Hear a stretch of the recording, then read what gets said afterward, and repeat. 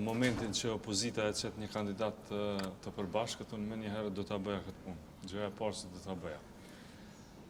Sepse nuk...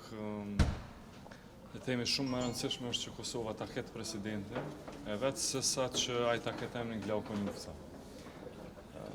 Shumë më rëndësishme është që ta kemi një president. Kjo është e para. Pastaj, për emrin mund të pajtohemi, mund të gjejmë një konsenzus mes subjekteve politike.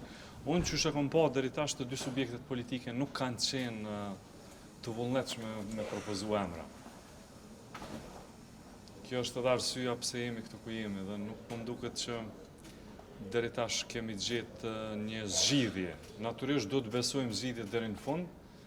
Janë edhe 12 dita, 13 kanë me deri në fund. Por kryeministri tashmë besoj që do t'i drejtohet edhe njëherë partive politike.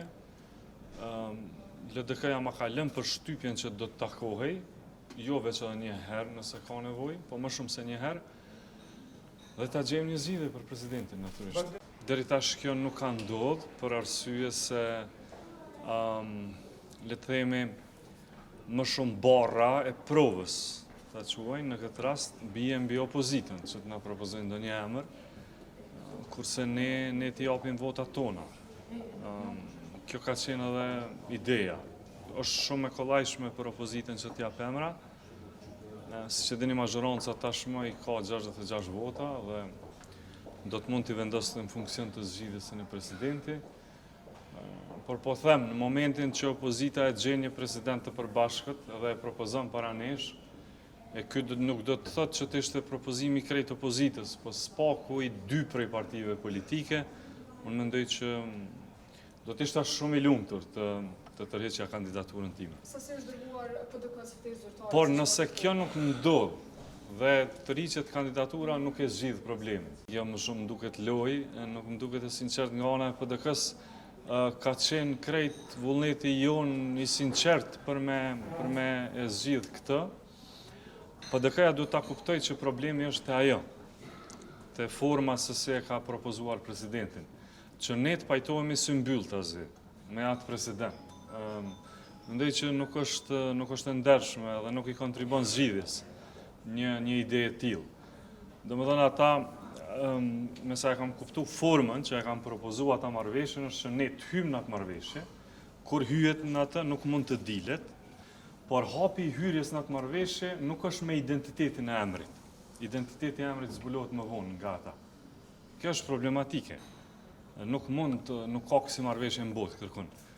Kështu që çka mund të sqaroj kryeministri Kurti më shumë se sa një takim të sinqert ku qiten emrat në tavolinë, ku Partia Demokratike dohet të zbuloj emrat para marrëveshjes dhe pastaj të shohim se apo mund të kemi konsensus për ndonjërin prej emrave të tyre. E joni ta nënshkruajmë një marrëveshje në parim, e cila pastaj na dëmton shumë nëse dalim te asaj marrëveshje. Ajo pastaj e fajson vetëvendosjen ashtu. Nëse e propozon një emër i cili me të vërtetë është një i pakapërcyeshëm për vetëvendosjen. E të tillë emra në PDK ka plot, që janë të pakapërcyeshëm. Nuk e di, mendojeni vetë. Ako të tillë, Ka dhona i gjeje. Zoti Gënjum, sa ako të tillë, nuk mund të flas tash me emra konkret. Po ka emra në PDK të cilët janë të pakapërcyeshëm për neve, që nuk do të dojë të ishin president. Sa i përket lidhjes demokratike, nuk besoj që kemi ardhur deri te një emër nga ana e tyre, që të bëhet edhe pjesë e publikut, që LDK-ja të qëndroj krejt 15 deputetët prapati emri, nuk kemi pas. Po të kishim të ta shqyrtojmë kryesinë e lëvizjes së vendosje, edhe beso që do ta kishim gjetur një zgjidhje. Në momentin që nuk ka qenë propozim Vjosa Osmani, presidenti Osmani, për nga ana e vetëvendosjes, ka ndryshuar këtë kalkulimi i opozitës. Opozita don me përfshin, don me përfshi si element të ri në skenën tonë politike, përfshirjen e presidentës Osmani në skenën politike, prej nga ata kalkulojnë që kjo ndoshta do ta zbriste përqindjen e lëvizjes së vendosjes.